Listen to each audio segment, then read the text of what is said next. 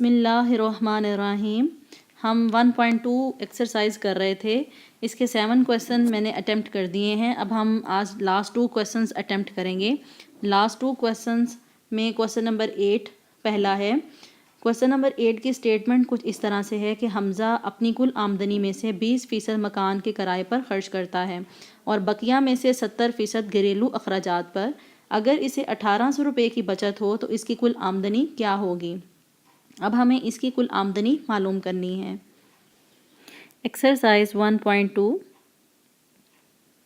इसका हम question number 8 attempt कर रहे हैं।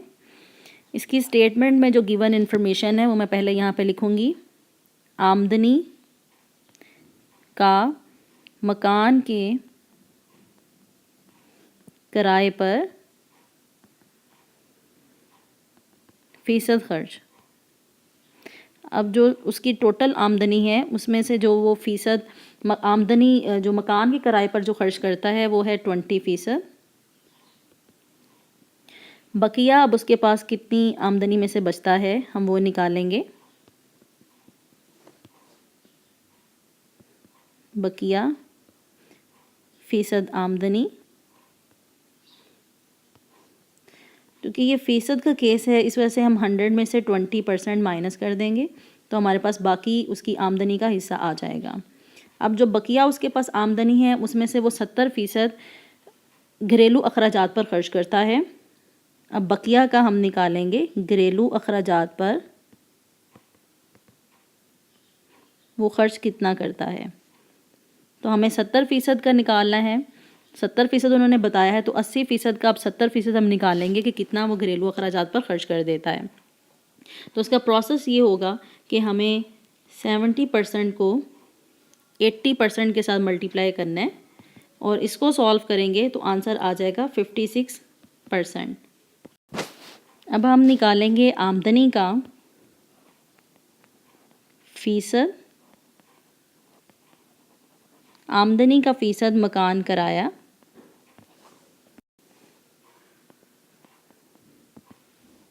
और घरेलू अखराजात पर।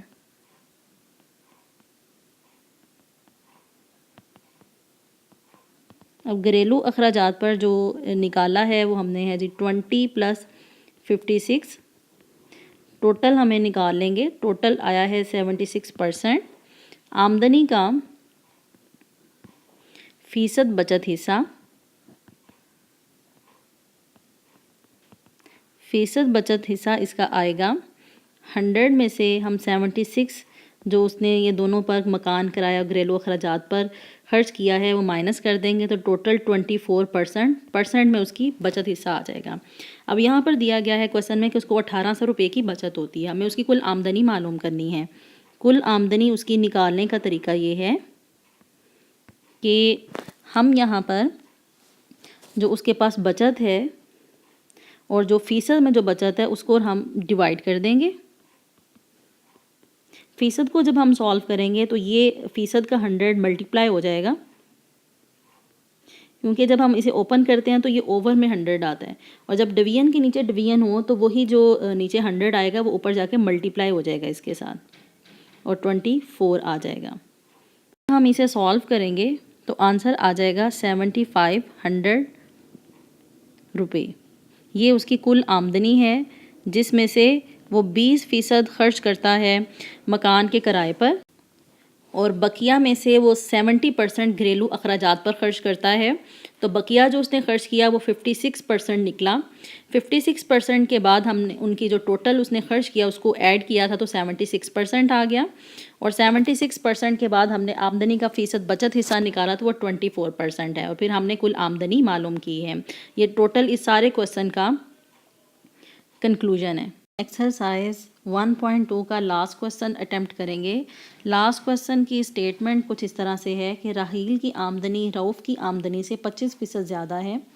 रऊफ़ की आमदनी राहील की आमदनी से कितने फ़ीसद कम है। अब हम इस सवाल में गौर करेंगे कि हमें ना तो राहील की आमदनी का पता है और ना ही रऊफ़ की आमदनी का, लेकिन हमने उसका ये मालूम करना है कि रऊफ़ की आमदनी राहील की आमदनी से कितने फ़ीसद कम है। अब हम इस सवाल को हल करेंगे। अब मैं क्वेश्चन नंबर 9 अटेम्प्ट करूंगी जो एक्सरसाइज 1.2 का लास्ट क्वेश्चन है।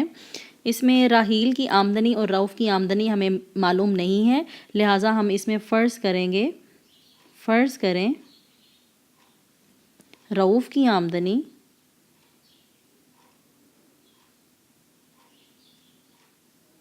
रऊफ़ की आमदनी 100 रुपये है। अब हमें इसमें 25% चूँकि राहील की आमदनी ज़्यादा है, तो 100 का जो 25% है वो 25 रुपये है। इस वजह से यहाँ पर हम 25 ऐड कर देंगे और टोटल अमाउंट आ जाएगी राहील की आमदनी 125 रुपये। अब हमें रऊफ़ की आमदनी मालूम करनी है, क्योंकि उसका 25% चूँकि जो है वो उसका ज़्यादा है राहील की आमदनी रऊफ़ की आमदनी से 25% ज़्यादा है। तो अब हमें रऊफ़ की आमदनी मालूम करेंगे कि वो 25% के लिहाज से कितनी कम है।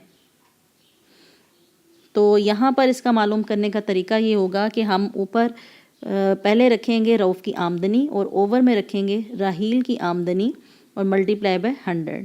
जब हम इसे सॉल्व करेंगे तो 25% के लिहाज से रऊफ़ की आमदनी आ जाएगी 80 रुपये। और अब हमें निकालना है इसको फ़ीसद में कि रऊफ़ की आमदनी राहील की आमदनी से जितने फ़ीसद कम है।